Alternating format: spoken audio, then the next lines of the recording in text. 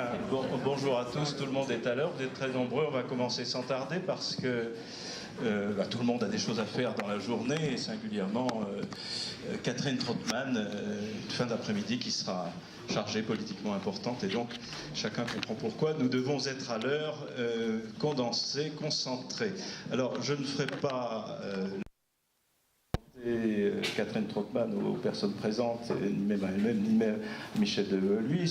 Rappelons simplement que Madame Trottmann est conseillère municipale, présidente du port autonome de Strasbourg, sortante, présidente sortante, une institution qu'elle aime beaucoup, je crois, et une institution qui a un caractère européen parmi d'autres, hein, même s'il est moins connu. Et puis, bien sûr, elle est députée européenne sortante. Voilà, ça fait beaucoup de sorties, tout ça. Elle est une lectrice fidèle de tout ce qui se publie à Strasbourg et ailleurs sur l'Europe, et elle a lu, je l'ai vérifié avant cette séance, elle a lu l'ouvrage de Michel Devoluy. Alors Michel Devoluy est peut-être moins connu de vous. Michel n'est pas une grande personnalité médiatique, mais une personnalité très productive dans l'espace universitaire strasbourgeois et européen. Il est un récidiviste, puisque l'ouvrage pour lequel vous venez l'honorer aujourd'hui, Comprendre le débat européen, n'est pas le premier fait sous cette forme compacte et pratique poche. Il y en a eu un autre en 2011, L'euro est-il un échec, couverture verte, qui est également disponible aujourd'hui. Donc il a l'habitude de faire des ouvrages concentrés, réduits, accessibles, pas trop chers. Enfin, le vert est plus cher que le bleu. Hein, voilà, c'est normal, c'est sur l'euro.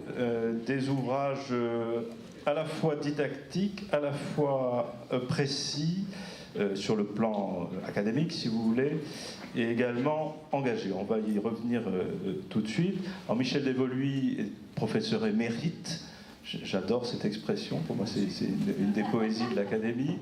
Il est également co-directeur de l'Observatoire des politiques européennes, et politiques économiques européennes, pardon, qui publie un bulletin, un irrégulomadaire, un périodique trimestriel, voilà, où disons qu'un certain nombre d'économistes, d'universitaires strasbourgeois ont l'occasion de s'exprimer sur les questions européennes de toute nature, qu'elles soient relativement institutionnelles, économiques ou sociales, ou d'organisation. C'est très varié. Je vous engage à aller sur leur site. Alors, on est ici pour débattre de ce petit livre qui tombe juste à point, bien sûr, avant les élections du 25 mai. Il est intitulé « Comprendre le débat européen ». Alors ça, on voit bien, c'est le titre un peu de l'éditeur et de l'auteur. Et puis, il y a une bande rouge, hein, parce que les livres, il faut les vendre. Petit guide à l'usage des citoyens qui ne croient plus à l'Europe. Alors, évidemment, pour un homme de mon âge, ne plus croire à l'Europe, c'est pas politiquement correct, c'est pas admissible, on ne peut que croire à l'Europe. Voilà, je le dis de manière très sincère pour que vous connaissiez immédiatement mon point de vue de départ. Et bien sûr, ne plus croire à l'Europe, c'est en quelque sorte incompréhensible. Voilà. On a vu, d'ailleurs, on sort d'une période électorale, on a vu que la participation au scrutin est quelque chose d'important, qu'il s'agisse d'un scrutin local, législatif ou transnational, comme celui qui va nous ramener aux urnes dans quelques semaines. Et je crois que là, il y a aussi un sujet de réflexion important sur la participation. Alors, on va parler de ce livre. Je vais poser question à Catherine Trottmann et à Michel Devoluy, et puis vous aurez l'occasion de poser vos questions, d'adresser vos commentaires en fin de parcours, bien sûr, hein, parce qu'on maîtrise le public de cette manière. La première question que je voudrais poser à Michel Devoluy concerne la fin du livre. On ne va pas le prendre dans le sens académique normal, c'est la fin du livre qui m'a amusé parce qu'elle tranche avec le reste. Si vous voulez, c'est à partir grosso modo de la page 150, donc on s'approche de la fin, on y est arrivé sans trop de difficultés, et à la fin, Michel Devoluy prend le mort aux dents et il nous dit qu'est-ce qu'il faut faire nous, citoyens, pour remettre cette Europe à l'endroit. Il nous a décrit comment elle était arrivée à l'envers, et il nous explique un petit peu comment faire pour qu'elle se remette à l'endroit. Alors il faut pétitionner, il faut s'adresser aux élus, il faut se réunir, il faut Occupy Europe, comme on a fait Occupy Wall Street, enfin pas moi, je ne vais pas très souvent aux États-Unis, mais voilà, l'esprit est donné. À la fin, il nous dit, je vous ai donné un peu un tableau de situation, il y a du bon, il y a du moins bon, on y reviendra, mais la chose qu'il faut faire maintenant, c'est d'y aller vous-même, c'est-à-dire de prendre en charge vous-même la question européenne, la demande, exprimer la demande du citoyen à l'égard de l'Europe. Réveillez-vous, si vous voulez. C'est pas indignez-vous, mais c'est peut-être réveillez-vous qu'il faudrait retenir. Donc, je voudrais, Michel Devolby, que vous nous expliquiez un petit peu pourquoi, dans un livre qui est finalement très, très correct et posé, voilà, très académique, bien fait, très bien écrit, à la fin, ça y est, vous donnez les outils du militantisme. Comment ça s'explique ? L'explication est assez simple. D'abord, permettez-moi de vous remercier d'être là, et vous, madame, d'avoir eu l'amabilité de lire et de réagir. Et ces remerciements sincères posés. Effectivement, mon livre est à la fois un acte pédagogique et un acte citoyen. C'est un acte pédagogique, et je réponds ainsi à votre question. C'est un acte pédagogique dans la mesure où, malgré votre remarque à laquelle je souscris, beaucoup de citoyens européens, français et des 28, sont pas mal déçus, interpellés, désenchantés par la construction européenne. Et l'objectif premier de mon ouvrage, c'est d'expliquer pourquoi. Pourquoi il y a ce désenchantement qui n'est pas illégitime, qui doit être expliqué. Et ceci posé, vient alors à une deuxième étape qui est de constater que malgré les désenchantements, il y a beaucoup d'atouts en Europe pour l'Europe. Donc je les développe et après naturellement je suis interpellé par mes propres questions ou mes propres analyses en disant so what, qu'est-ce qu'on fait maintenant? D'autant plus qu'actuellement, vous n'êtes pas sans savoir qu'une partie des réponses à ce désenchantement se tourne vers des replis, disons, vers l'État-nation. Alors, donc, qu'est-ce qu'il faudrait faire pour nous bouger, si vous permettez cette légèreté? Et conformément à mon analyse, j'ai la conviction que, sur la base de ce qu'est l'Europe, elle est avant tout intergouvernementale, même si le Parlement est là pour donner une connotation démocratique à notre espace européen. Mais elle est avant tout... Normalement, c'est un peu plus qu'une connotation, enfin... je suis assez critique sur... vous le... Oui, en tout cas, on va parler sur l'architecture. Donc, je considère que l'Europe actuelle, dans son architecture, ne peut pas progresser aussi vite que je le souhaiterais. Et que donc, il faut se tourner vers, non pas l'intergouvernemental, mais, non pas parce que vous êtes là, chère Madame Trottmann, mais vers les parlementaires. Mais se tourner vers les parlementaires, ça veut dire quoi? Ça veut dire en fait se tourner vers les citoyens, vous et moi, et interpeller le Parlement en lui disant « Je pense, nous pensons, que c'est à vous maintenant de faire le pas qui est inéluctablement à faire pour que l'Europe devienne efficace au service de ses citoyens. » Attendez, professeur Devolby, moi j'ai lu le bouquin, vous avez une phrase assez... vous dites il faut mettre le Parlement européen au pied du mur. C'est assez fort quand même. C'est assez fort, mais c'est en cohérence avec mon analyse. C'est-à-dire, encore une fois, quand on regarde les progrès de l'Europe depuis 60 ans, ils se sont faits, et c'était inéluctable au départ sans doute, par une élite assez coupée des citoyens. Puis, les chefs d'État et de gouvernement ont pris la main, en fait, sur l'Europe, largement à partir de 1974, même si le Parlement européen, nous l'élisons depuis 1979. Mais ce que je constate, vous et moi, nous pouvons le faire, c'est que quand on parle d'Europe, quand l'Europe nous interpelle, c'est quand? C'est quand il y a des conseils européens. C'est-à-dire lorsque les chefs d'État et de gouvernement se rencontrent et fixent des lignes, telles que prévues par les traités. Et le bulletin de sortie est en général assez décevant, mais... Oui, bon. Justement. Et donc, mon humble valeur ajoutée dans cette histoire, c'est de dire, soit, Donc ne passons pas par, disons, ne nous appuyons pas sur le traité actuel, qui est insuffisant, même dans ces procédures de révision, mais essayons de nous adresser directement à vous. Alors, si c'est moi, ça n'a pas grand intérêt, et puis je serai un petit peu seul. Alors, j'en viens au fond de votre question. Donc, je me dis, c'est à nous, citoyens, de faire en sorte, par une pétition, mais pas la pétition qui est prévue par le traité. La pétition prévue par le traité, je parle sous votre contrôle naturellement, c'est une pétition qui demande à la Commission de faire un peu plus, mais dans le cadre de ce que prévoient les traités. Où 1 million de citoyens diraient à la Commission, allez un peu plus loin. Non, je pense qu'il faut aller beaucoup plus loin. Vous dites qu'il faut changer l'Europe. Si on n'a pas une Europe à 2 vitesses, une qui sera de logique très politique et qui pilotera politiquement la zone euro, piloter politiquement, pardonnez-moi, la zone euro, qu'il n'y ait pas d'ambiguïté. Cela veut dire qu'il faut des partis européens, il faut un Parlement européen duquel un Parlement européen, à tout le moins réduit pour sa, disons, pour sa voilure la plus politique, réduit aux 18 actuellement, à la zone euro, et que ce Parlement soit le vecteur d'un gouvernement et que ce gouvernement prenne en charge les grands problèmes européens. Alors naturellement, le Parlement européen, que j'appelle de mes voeux, ne va pas s'occuper de ce qui relève des États-nations ou des régions. Mais aujourd'hui, avec la présence d'une monnaie unique, d'un côté, et l'impossibilité que nous avons de l'autre, de piloter l'activité économique parce que les États ont voulu. Je les comprends, mais c'était une erreur.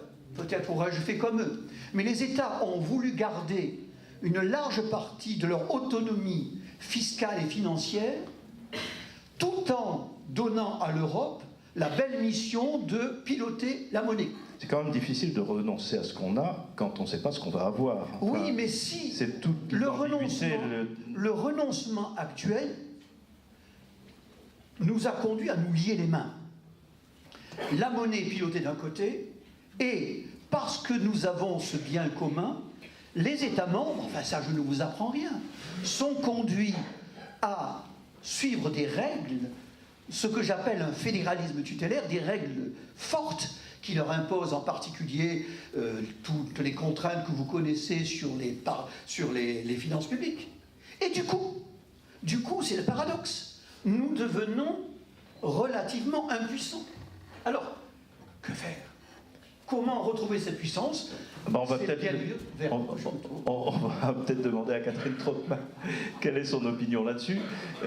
D'abord sur cette question de mobilisation des citoyens, j'ai trouvé que c'était une idée intéressante, puisque c'est vrai que l'Europe, ça paraît un petit peu lointain, on l'a construite comme ça, et on aimerait bien qu'elle revienne un peu au cœur de nos préoccupations proches. On parle beaucoup de proximité, hein, c'est un mot un peu usé, mais pour l'Europe, ça paraît loin. Alors comment faire? Alors, je pense que l'avantage de ce livre et des questions posées par Michel de Woluwe, c'est que je crois qu'il pose vraiment les questions politiques. La question politique, c'est qu'on ne peut pas continuer sans avoir pour nos institutions européennes une véritable légitimité. Nous avons aujourd'hui un paradoxe, une contradiction entre le mode de décision et le mode d'avancée de l'Europe par les États membres, les gouvernements, qui ont une légitimité, certes, qui leur est donnée dans leur État membre, mais le Parlement, et c'est là où je vous rejoins, est la seule institution qui est directement élue et qui a donc une légitimité qui émane des citoyens. Et nous sommes la seule institution à être en quelque sorte transnationale et à travailler selon une méthode fédérale. Nous ne sommes pas dans le cadre d'une vraie fédération, mais nous sommes obligés de travailler selon une méthode fédérale, c'est-à-dire selon l'examen des contradictions sur la base des textes que nous propose la Commission et le dépassement de ces contradictions pour la recherche d'un consensus. Pour la recherche de ce qu'on appelle parfois un compromis, un consensus, un accord, mais en tout cas avec une référence, le droit fondamental, c'est-à-dire la charte des droits fondamentaux, en l'absence de constitution, les traités, et d'autre part, le bien commun, l'écriture, la définition du bien commun des Européens. Et c'est la raison pour laquelle aujourd'hui on est vraiment en marche de travers. La Commission européenne, qui devrait avoir un rôle de gouvernement, ne l'a pas. Elle a un rôle de contrôleur des États membres, mais sur la base insuffisante de ses compétences, gardienne des traités, gardienne de la concurrence. La Cour de justice juge des questions sociales, des questions économiques, à partir du biais des traités et des compétences telles qu'elles sont réparties. Un marché, une monnaie, mais pas la traduction économique et concrète de ce dont nous avons besoin pour être effectivement Partagez tout à fait le diagnostic une union, que une propose entité. Michel Devoluy. Alors, Michel Devoluy pose plusieurs questions. Il pose la question de la querelle de souveraineté. Et ça, on y est en plein. Plus les États sont faibles, plus ils revendiquent de rester souverains. Et cette espèce de prurite de souveraineté actuelle et cette méthode intergouvernementale qui est mortelle pour sortir de la crise ne permet pas de prendre des décisions rapides, suffisantes, sur les solidarités budgétaires, sur la solidarité dans la crise de la dette souveraine et non plus à l'échelle de notre espace. En matière, je dirais, d'équipement, que ce soit les infrastructures, l'énergie, toutes les questions qui concernent notre cadre de vie. Et c'est là où je pense que les citoyens, s'ils disent « nous voulons investir le Parlement européen d'un vrai pouvoir », la question qu'on se pose entre nous n'est pas si loin de celle de Michel Devoluy. C'est pour ça que son livre a beaucoup de succès au kiosque. Il se vend à très bien, Bruxelles. paraît-il. Oui. Il est déjà parti complètement. Bon, il n'en a plus un seul. Et c'est pas moi qui les ai achetés. Et c'est pas seulement parce qu'il n'est pas cher. Non. C'est parce qu'il Mais est non, intéressant. C'est parce qu'il donne, il récapitule les éléments du débat. Et au fond, la question qui est posée à un moment donné, si on n'est pas d'accord, nous, on a un débat avec l'Assemblée nationale et le Sénat, entre parlements nationaux, Parlement européen, sur les questions financières. Si on progresse dans le contrôle de la zone euro, ce que nous voulons, eh bien à ce moment-là, les parlements nationaux nous disent stop, attention, la souveraineté budgétaire nationale, c'est nous. Ouais. Donc on est parti dans une discussion. Mais de toute façon, on l'a. De toute manière, on l'a. Et donc, à un moment donné, si les citoyens nous disent « Eh bien, constituez-vous en assemblée constituante », qu'est-ce qu'on fait? Nous, on est bien tentés de le faire. Ceux qui sont vraiment favorables à ce que l'Europe soit une entité politique forte, puissante, et qu'elle joue son rôle dans la mondialisation, son rôle d'équilibre, son rôle de facteur de paix, son rôle de normalisation, son rôle de régulation et de contrôle par rapport au marché financier, et ça suppose un point, je termine là, c'est qu'à ce moment-là, il faut changer de paramètres. Et les paramètres qui sont analysés dans le livre de Michel Devoluy sont, à mon sens, exacts, c'est-à-dire, c'est le modèle économique, et le modèle économique et social, du coup, qui découle, le modèle social, qu'il nous faut choisir différemment. Donc, derrière la question politique, derrière ce paradoxe qui ne nous amène que dans le mur, il n'y a pas... le Parlement est peut-être au pied du mur, mais le mur, on y va tout droit, d'une certaine manière, parce que si on dit qu'on est sorti de la crise financière, ce qui n'est pas faux, on n'a pas réglé les problèmes. Tout à fait. Quand Michel Devoluy écrit « Occupy Europe », vous comprenez ce qu'il veut dire? Oui, alors, bon, il y a plusieurs façons. Si vous voulez, comme parlementaire, nous, on est assaillis par les J'ai cru comprendre, oui. des lobbies, des gens... Bon, c'est bien pour être élu, les citoyens, mais après, on pourrait s'en passer un peu. Dire, quoi. Franchement, cette semaine, moi, j'ai bossé pendant 6 mois sur la question de la liberté d'Internet et de l'accès à Internet. Bien. J'avais déjà vécu une première épreuve dans l'ancien mandat. On avait dû basculer sur le nouveau mandat sur un mot sur lequel tout le monde avait à choper. Un mot. C'était la saisine préalable d'un tribunal pour pouvoir exercer la coupure de l'accès à Internet. Internet, ça concerne tout le monde. Bon. Là, on avait un enjeu qui concernait, au fond, la portée de la régulation. On sort du scandale de la NSA. Nous venons de nous prononcer sur l'engagement que prendrait notre Parlement de ne pas voter l'accord transatlantique de partenariat économique si les données personnelles des Européens ne sont pas effectivement protégées. Ça, c'est européen. Ça, c'est fondamental. Quand on discute de la liberté d'Internet, moi je vous le dis, le vote qu'on a eu, on ne l'aurait pas eu s'il n'y avait pas une mobilisation des gens. Mais à la sortie de ce vote, je voyais des citoyens qui s'étaient mobilisés sur le net, partout, qui étaient présents, certains étaient en larmes. Ce qui veut dire qu'à un moment donné, sur une question qui paraît aussi bête comme chou, vous vous branchez, vous ne savez pas où vous êtes, vous ne savez pas qui vous manage, vous ne savez pas qui vous observe, vous ne savez pas ce que vaut votre vie personnelle, votre vie privée, vos données personnelles, par les fournisseurs d'accès. Eh bien, c'est un scandale. Et il a fallu rassembler toutes les composantes du Parlement, jusqu'au point, et ça j'en suis pas mécontente, je dois dire, que même à droite, on ne voulait pas le voter, on a été obligé de le voter. Et pourquoi on a été obligé? Deux choses. La première, c'est les deux ressorts, les citoyens. Avant des élections, c'est formidable d'avoir des textes comme ça. Tout le monde a la trouille d'aller voir les électeurs et d'avoir une campagne sur le net contre soi.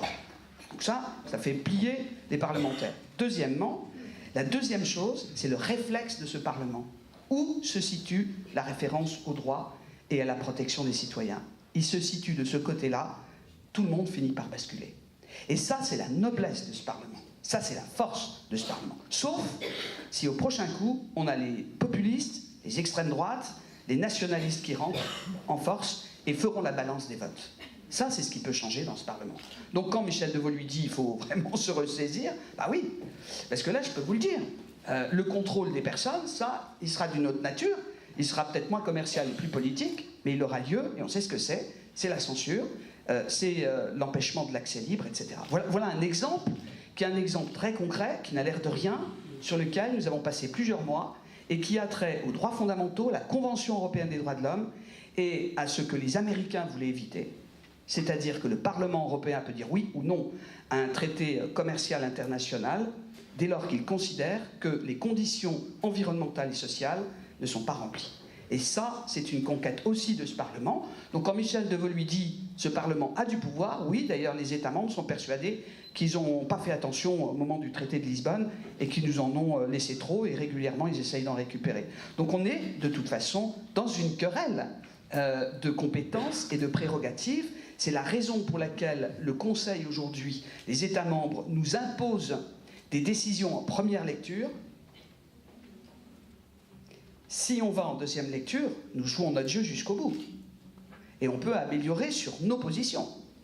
Donc, il faut savoir que le bras de fer, on l'a non seulement avec la Commission, mais on l'a aussi avec les gouvernements, et je peux le dire en tant que Française, y compris avec le gouvernement actuel. Mais là, si vous permettez, vous avez souvent un bras de fer aussi avec les citoyens qui reprochent à l'Europe, je reste sur ce thème, de ne s'intéresser qu'à des choses sans importance, du genre la dimension des tailles des camemberts. Mais je pense que maintenant... Non, mais il sera très opportun de dire, écoutez, chers citoyens, est-ce que vous êtes conscients que grâce au Parlement européen, ce n'est pas uniquement les tablettes de chocolat que nous mesurons, mais c'est quelque chose qui est beaucoup plus important. Je ne fais qu'apporter de l'eau à votre moulin, n'est-ce pas, qui est le contrôle, ou le non-contrôle plutôt du net. Alors, Michel Devaux, pour revenir au contenu de l'ouvrage, au contenu intellectuel, on sait que vous êtes un fédéraliste, vous l'avez assez dit. Alors, c'est vrai qu'en France, le mot fédéral, fédéraliste, tout ça a une odeur de soufre, mais c'est pas vrai partout en Europe. Beaucoup de pays européens ont choisi ce mode d'organisation de leur société. Vous faites un alliage assez rigolo, c'est la planification fédératrice. Hein? Alors ça, on a l'impression que c'est l'union de tout et de son contraire. Et puis vous dites, vous avez aussi quelques phrases amusantes sur le fait que le fédéralisme est tabou. Enfin, c'est une notion un peu tabou. Alors là, c'est un point de vue bien sûr français sur la chose, puisque si on était en Allemagne, en Italie ou en Suisse, mais qui est un peu à part, on aurait sans doute une autre approche. On n'est pas très loin, justement. C'est très inspirant. Est-ce que vous pouvez nous dire quelques mots sur cette notion de planification fédératrice? En quoi est-elle fédératrice et en quoi est-elle planificatrice? Parce que ça... bon. Il faut contextualiser, c'est à la fin, n'est-ce pas? Oui, c'est à la fin. Alors, si vous permettez, non pas pour être long, mais pour éclairer pour bien la légitimité de ces concepts, oui.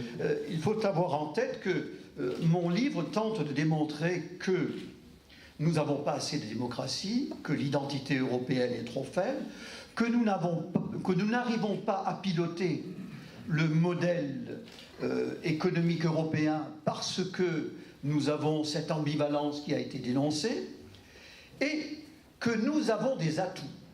sur lesquels je veux dire deux mots pour justifier. Oui, dites-le, parce que parfois on a tendance à l'oublier. Alors, les premiers atouts, bon, le premier atout que tout le monde reconnaît à l'Europe, mais qu'il ne faudrait pas oublier, c'est celui d'avoir stabilisé la paix. Elle est toujours fragile. Le deuxième atout, c'est que nous sommes à peu près 200 États dans le monde, et aucun État européen tout seul, fût-il le plus grand, ne sera à la table des grands dans le siècle à venir. On doit constituer des ensembles relativement forts et homogènes. Pourquoi? Parce que les problèmes qui nous sont adressés pour le siècle à venir, quels sont-ils de manière très générale? Question d'environnement, question de régulation économique et sociale, question de régulation monétaire, question d'approvisionnement en matières premières. Ces questions-là ne pourront jamais être résolues, c'est ma conviction, par un seul État européen. Et ne croyons pas que si un État européen aujourd'hui basculait vers la situation antérieure, il pourrait répondre à ces questions parce qu'il serait ficelé dans l'interdépendance mondiale et par la doctrine néolibérale que nous connaissons aujourd'hui. Il y a un autre argument et qui est en résonance avec ce que vous avez dit, qui légitime la nécessité de passer à la dimension européenne. C'est qu'on le sent bien, et là c'est un peu le Occupy Europe, on ressent bien que après les 30 glorieuses qui furent enchanteresses, après ces 30 ans qui ont été, les 30 dernières années, qui ont été dominées par une doctrine très libérale, nous sommes à la recherche d'un modèle économique et social plus apaisé, où la cohésion soit le maître mot, où la recherche de la productivité et l'exacerbation des égoïsmes ne soient pas sur le devant de la scène, où il y ait la compréhension que, même au niveau de la consommation ne sera pas uniquement privée. Nous allons avoir des biens collectifs à mettre en mouvement, ne serait-ce que pour protéger la planète. Ce qu'on appelle l'économie sociale est en train d'émerger, mais tout ça est diffus, à coup sûr. Mais on le perçoit. On le perçoit en France, en Allemagne, en Italie, en Grèce. Et je pense qu'aucun État européen seul ne peut le faire. Par contre, la chance de l'Europe, qui a 60 ans d'expérience, qui a sa culture, sa diversité et sa richesse, peut, en s'unifiant, au-delà de la gestion plus efficace de la monnaie, mais au-delà de cela, peut avoir un projet pour demain.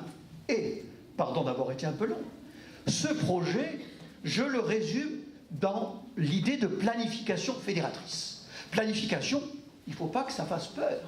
Planification, c'est un très beau mot. Cela veut dire que tous ensemble, nous essayons de préparer l'avenir. Et c'est indispensable. Dans une économie qui est pétrie d'incertitudes, dans une économie où nous nous interrogeons sur les problèmes que j'ai déjà évoqués de matières premières, etc., dans une économie où on sent bien que l'économie de marché, toute seule, ne résout pas tous les problèmes. Il faut regarder loin ensemble. Donc c'est de cette planification-là dont je parle, et j'en dirai quelques mots, je suis un peu long sans doute. On va traiter le fédératrice de l'expression. Et le pendant de cet aspect planification, qui est plutôt la composante, je dirais, économique et sociale, le pendant de cette planification fédératrice, c'est qu'il faut qu'on ait des instruments, une architecture et une volonté, que les États européens et les citoyens se sentent acteurs du même projet, que nous nous fédérions. Là encore, c'est un très beau mot, fédération, ça n'a pas fait peur. Au contraire, c'est enchanteur la fédération. C'est le contraire de la désagrégation et des oppositions. Donc, cette fédération, je la vois comme portée par des changements politiques qui sont, encore une fois, la naissance de partis politiques européens, de syndicats européens, l'existence d'impôts européens. Ne vous soyez pas effrayés. Ce serait splendide que nous payions des impôts à l'Europe. Il faudrait juste que cet impôt européen se substitue à des impôts. Vous savez, quand on crée des impôts, en général, ils s'ajoutent et il ne remplace pas. Moi, j'aime les impôts.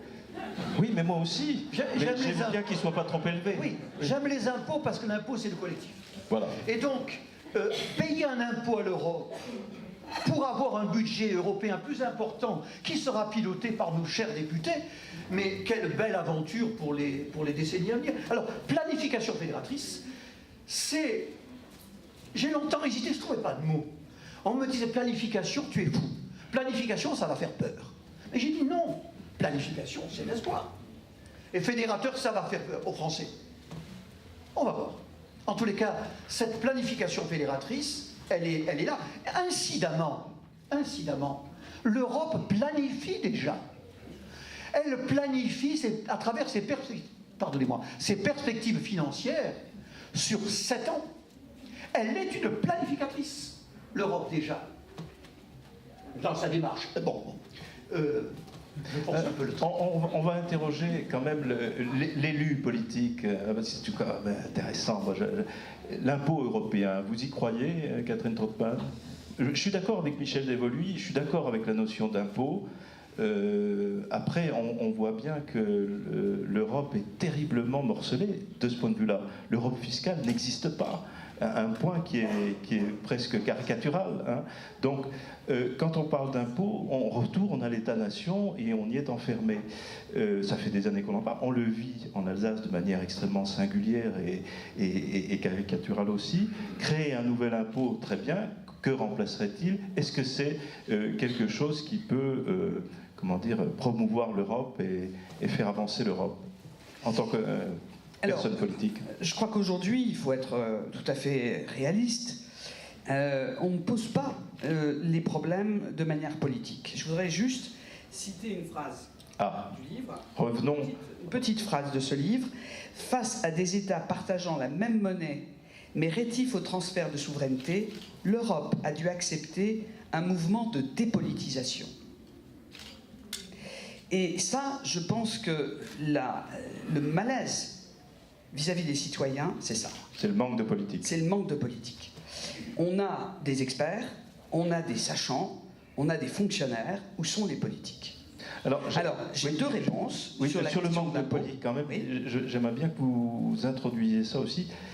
Le politique se fait toujours dans une langue, et ça c'est quand même un drame de l'Europe. Enfin, c'est sa chance, mais c'est aussi une difficulté de l'Europe. C'est son plurilinguisme identitaire. Et c'est difficile de faire de la politique en français et en allemand simultanément. Oui, mais pourvu qu'il reste. Sinon, c'est la vision anglo-saxonne. C'est comme les impôts, je suis d'accord. Mais je pense qu'aujourd'hui, le pays qui proportionnellement est le plus anti-européen et le plus influent, c'est quand même le Royaume-Uni. Celui qui nous met sous la pression de son référendum, c'est le Royaume-Uni. Alors on a deux solutions.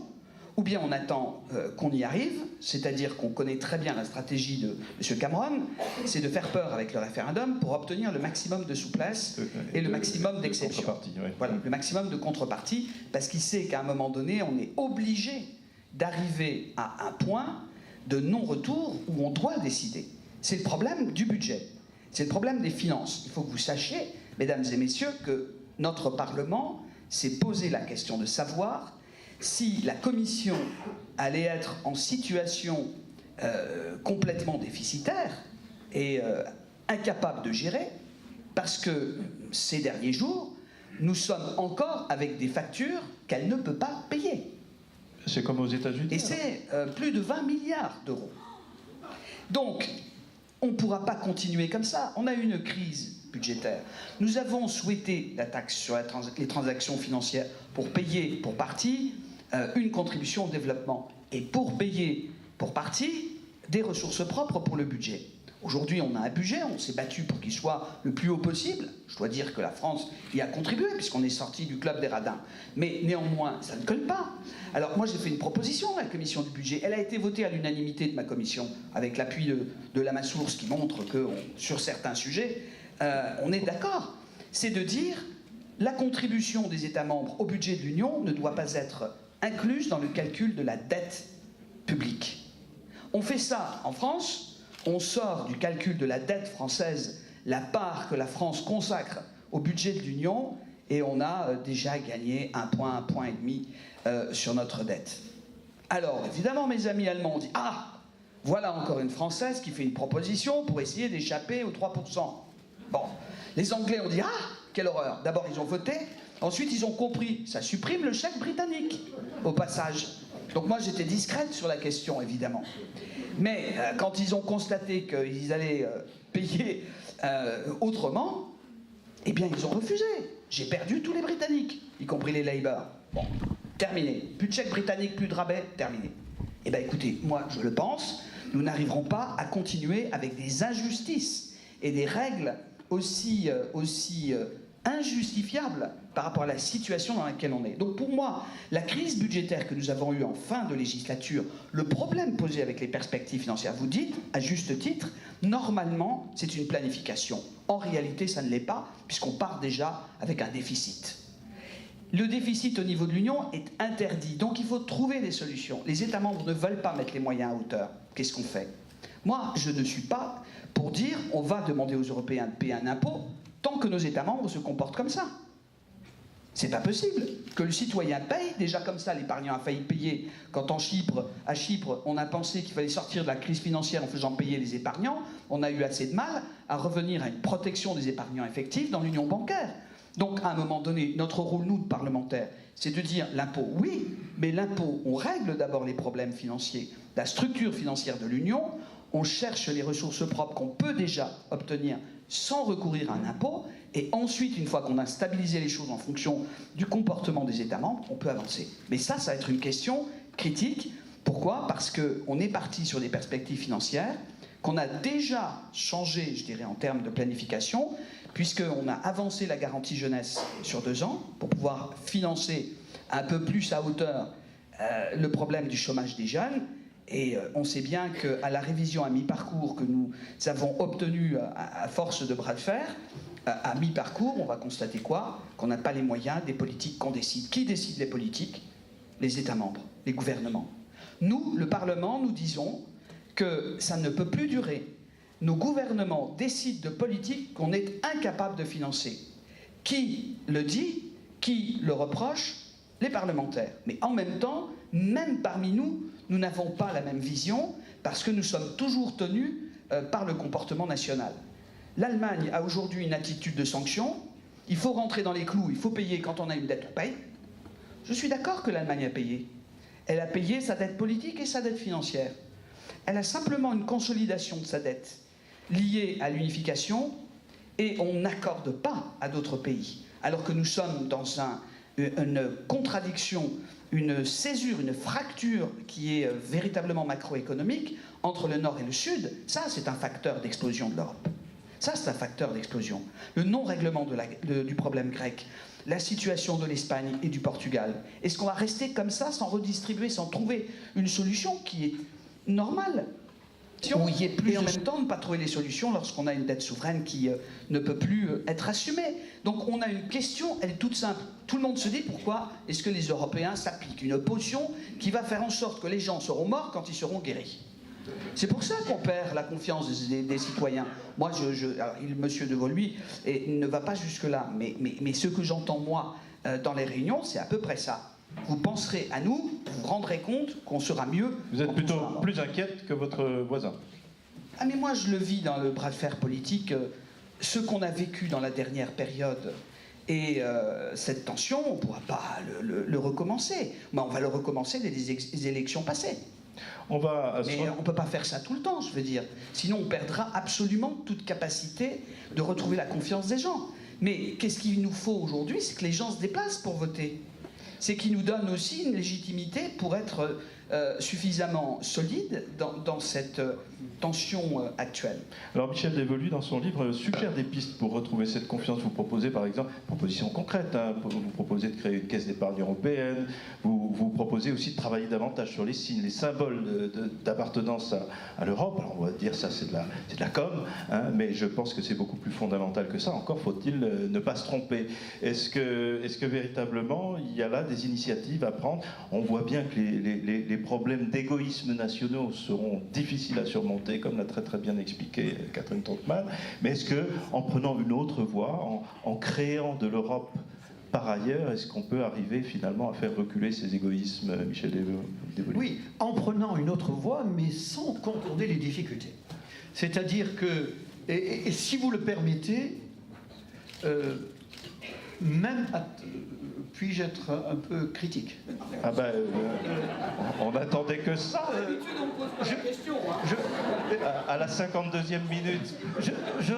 Je ressens des formes d'ambiguïté dans vos propos, dans la mesure où on ne peut pas vraiment progresser tel que vous le dites sans faire le pas que je propose. C'est-à-dire que dans le cadre de ce traité-là, avec toute la meilleure volonté du monde de Mme Trautmann et de ses collègues, on sera toujours dépolitisé, relativement les mains liées, et donc un désenchantement légitime de la part des citoyens. Alors moi, je rencontre naturellement beaucoup moins de citoyens que vous, mais ceux que je rencontre qui sont, et je viens à votre question, ceux que je rencontre qui sont éloignés de la sphère politique, c'est un discours qui est paradoxalement plus optimiste, qui consiste à dire, mais au fond, c'est inéluctable l'Europe.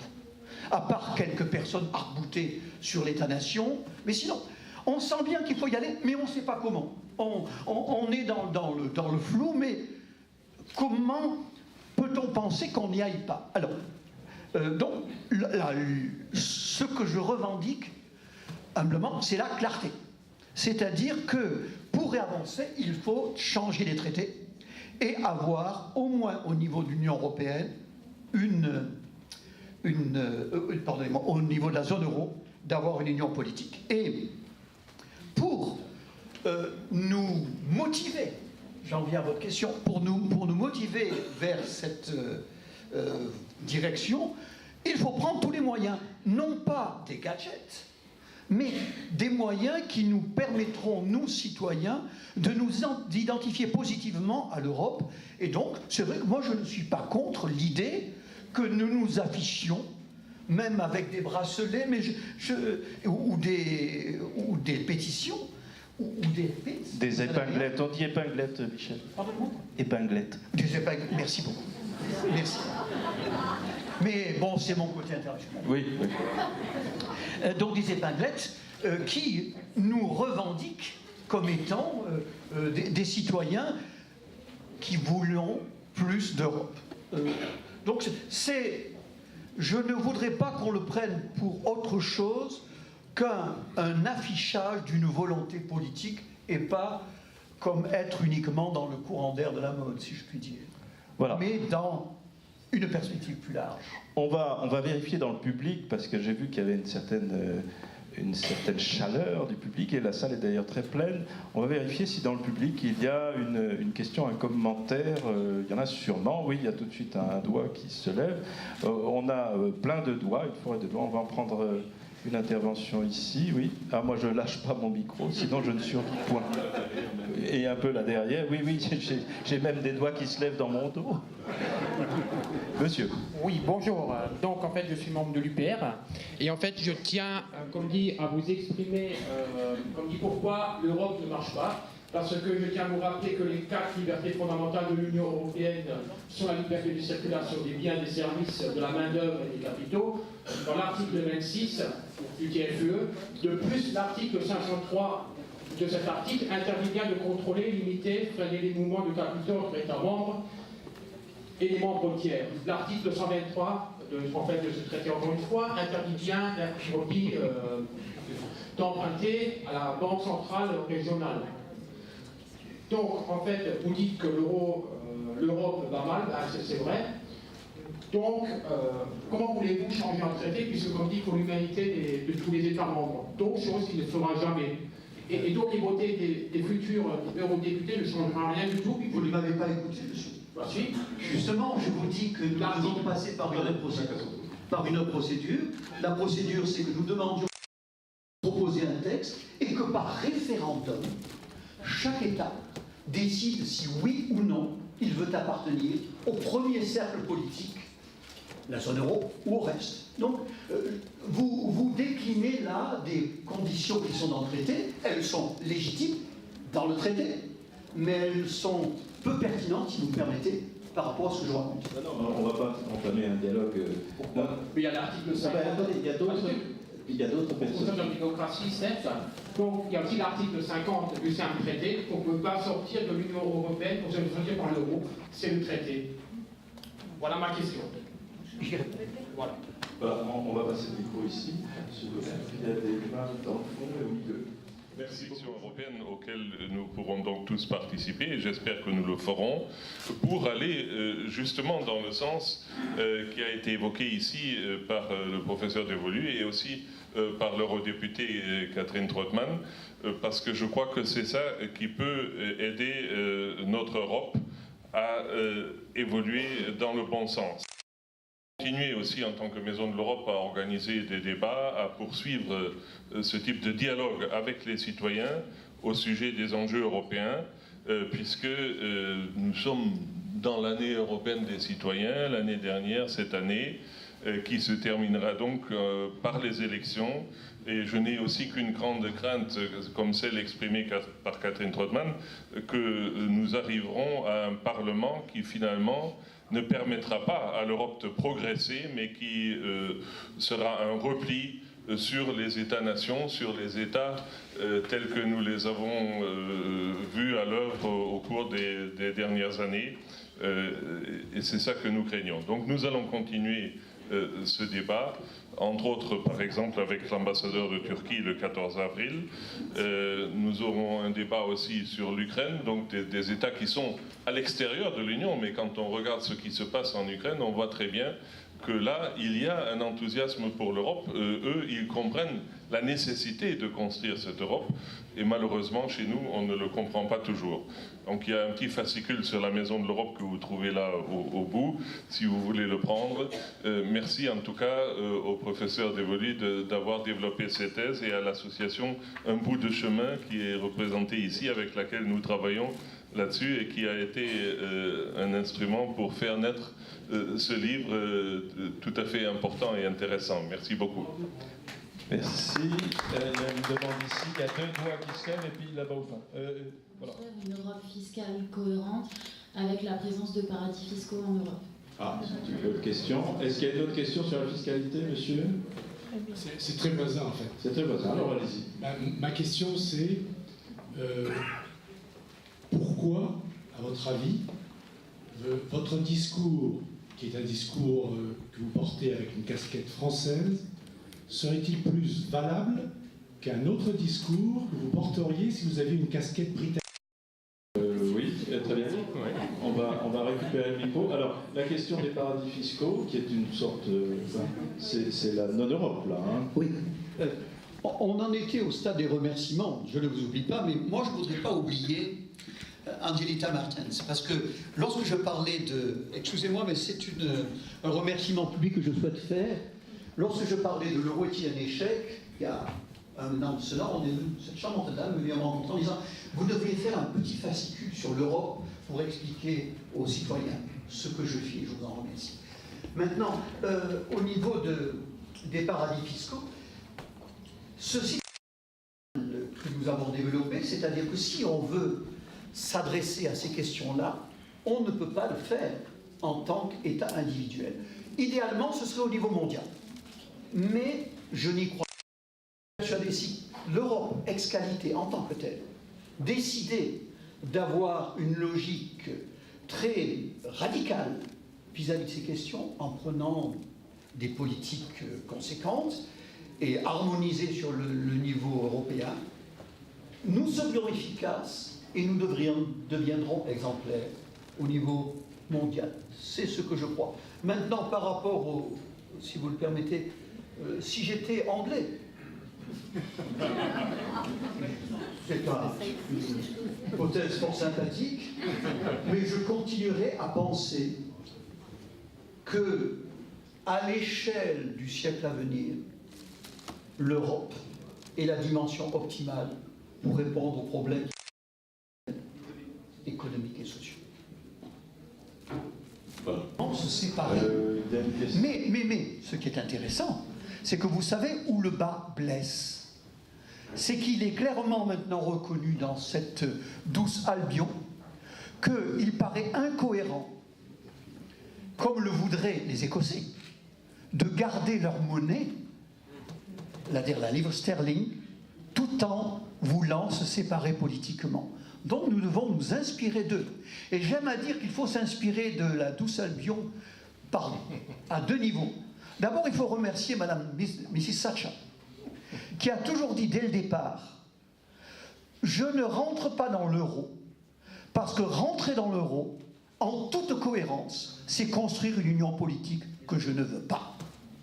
Elle avait raison. Elle avait le mérite Et de la cohérence. la même logique prévaut actuellement, et c'est pour ça que les Écossais, je crains, veulent le beurre et l'argent du beurre, ce qui est un peu difficile, le beurre et l'argent du beurre, c'est-à-dire garder la livre sterling et vouloir l'indépendance politique. Donc, inspirons-nous d'eux pour, en quelque sorte, en tirer la substantifique moelle pour revenir à l'Europe. Mais l'Europe est très inspirante. Oui, Michel, on partage depuis longtemps l'idée d'avoir une Europe telle que tu la désires.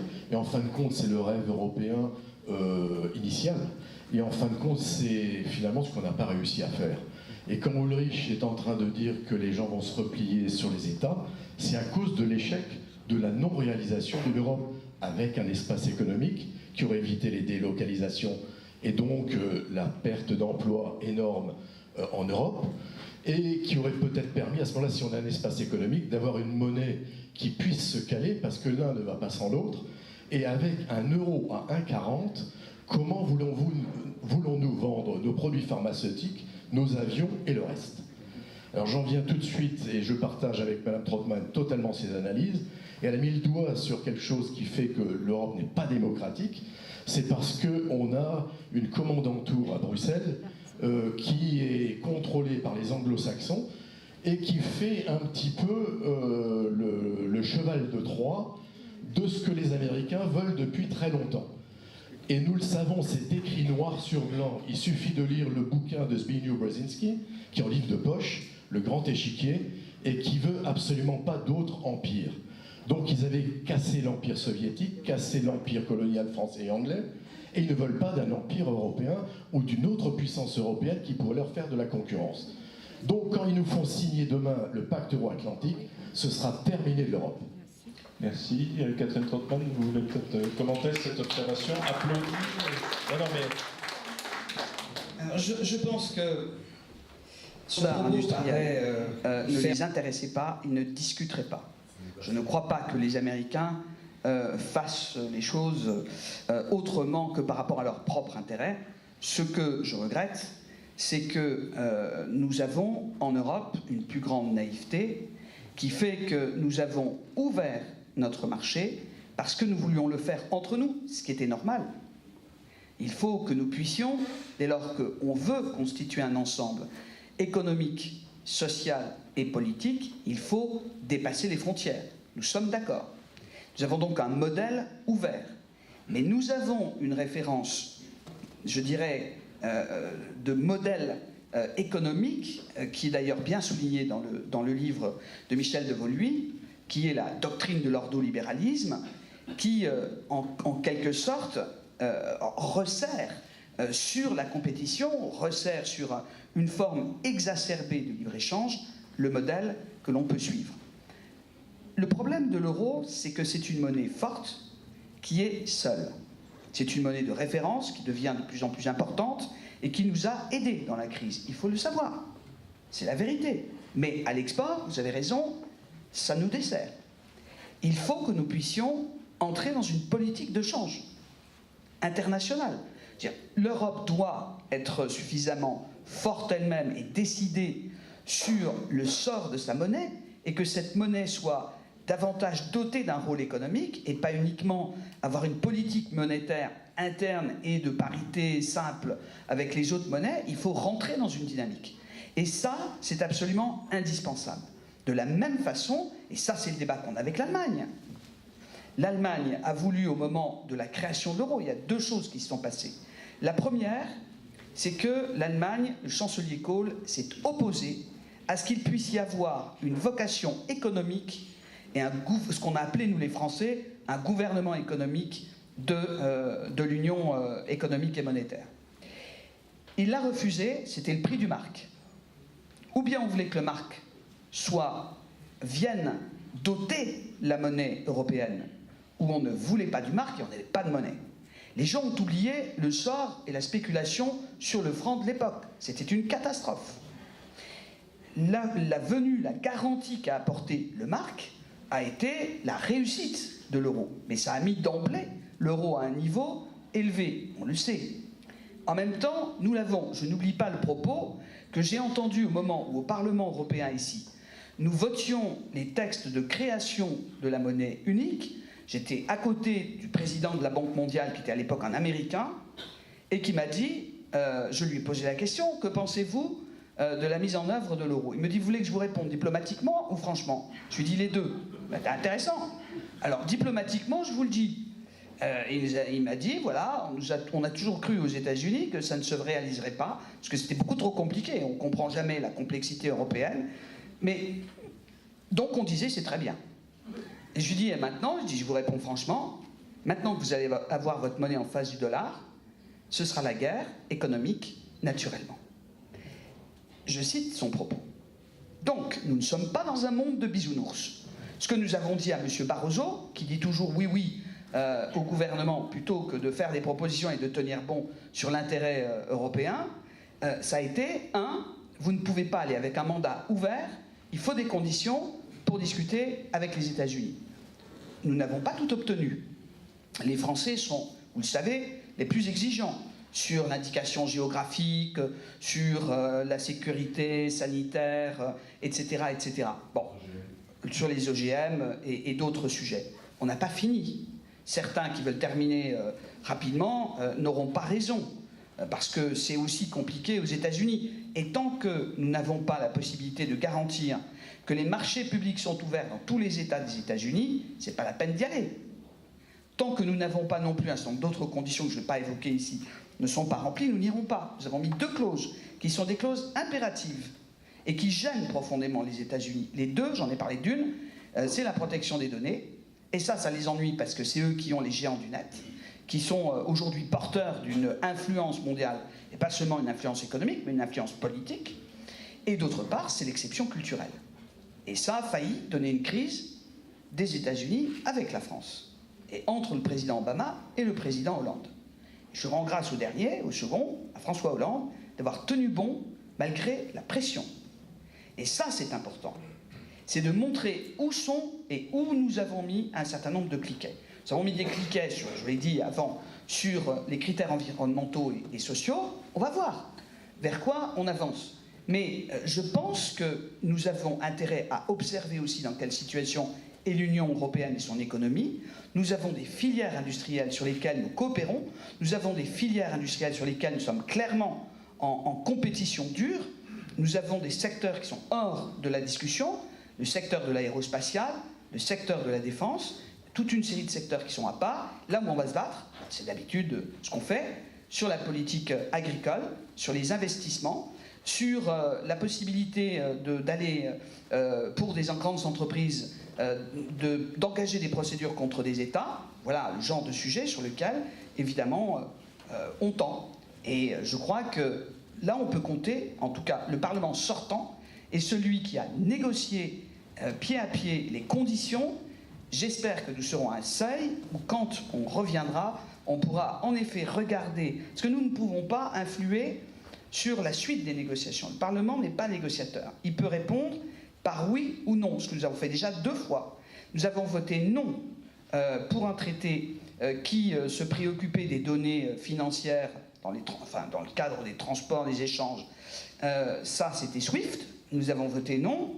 Là, le Congrès américain a découvert qu'il y avait un Parlement quelque part dans le monde qui avait un rôle plus important que le sien. 2, on a voté contre ACTA, qui concernait la contrefaçon, qui était un mauvais traité, qui concernait les médicaments génériques, et le transport, enfin le transfert de contenu par le numérique, par Internet. Donc, à ces deux reprises, nous avons montré que nous étions capables, malgré l'avis de nos États membres, qui nous invitaient gentiment, quand je dis gentiment, vous imaginez, à voter positivement. Nous avons voté non. Notre Parlement restera, je le crois, sur ce point indépendant. Le traité de Lisbonne nous a donné, c'est pour ça que moi je suis d'accord de changer le traité, mais pas trop vite, hein, parce que ça, cette compétence-là... On peut aussi l'affaiblir. On peut l'affaiblir. Donc, je veux juste, si vous me permettez de dire une chose, c'est qu'on va devoir changer le traité au cours de la prochaine législature. Parce que si on veut aller au bout du règlement de la crise financière, si on veut aller, par exemple, vers des eurobonds, des choses, enfin, si on y arrive, si les Allemands sont plus d'accord, je l'espère avec la coalition, il faudra changer le traité. Donc l'occasion peut être là, à condition effectivement qu'on y avance dans le sens que vous disiez. Mais il faut bien mesurer que le traité devra changer. Le traité devra changer. C'est pour ça que les citoyens, quand ils vont s'exprimer sur un acte préalable qui va marquer la procédure qui suivra. Je voudrais peut-être poser une dernière question à Michel Devolue, qui est l'auteur avec un grand A, l'auteur, à propos de l'échéance prochaine des élections. Comment est-ce que vous représentez la chose? Pour vous, quel est le risque le plus grand? L'abstention ou la montée des candidats, je dirais, nationalistes ou nationaux, ou je ne sais pas comment les qualifier, ou les plus populistes? Et quel est pour vous le risque le plus élevé dans la perspective de ce que vous évoquez? Je réponds à votre question en répondant à la question de monsieur, à la vôtre, oui. En disant aux électeurs, vous savez, nous sommes la première puissance économique mondiale, l'Europe. Ne l'oublions pas. Ça fait partie des atouts. Ça fait partie des atouts qui sont incontournables. N'oublions pas qu'aucun État seul ne pourra contester les exigences ou les demandes de ce traité transatlantique très difficilement. Unissons-nous, ayons la sagesse de se rendre compte que c'est unis que nous serons plus forts. Et donc, je pense, je réponds indirectement aussi à votre question, je pense que c'est sur ce discours-là que nous devons nous mobiliser, et partant de là, ce que je crains, ce n'est pas la réaction des citoyens ou l'absence de réaction aux urnes. Ce que je crains, c'est que nous continuions pendant les 2 mois à venir à rester sur une dépolitisation du débat européen, alors que nous devons le prendre à bras-le-corps. Et si c'est le cas, nous irons voter. Nous irons voter. Donc, la réponse, ce n'est pas ai-je peur de ceci ou de cela. La réponse, c'est j'ai confiance en nous. Merci. Merci Michel Devolue. Merci Catherine Trottmann.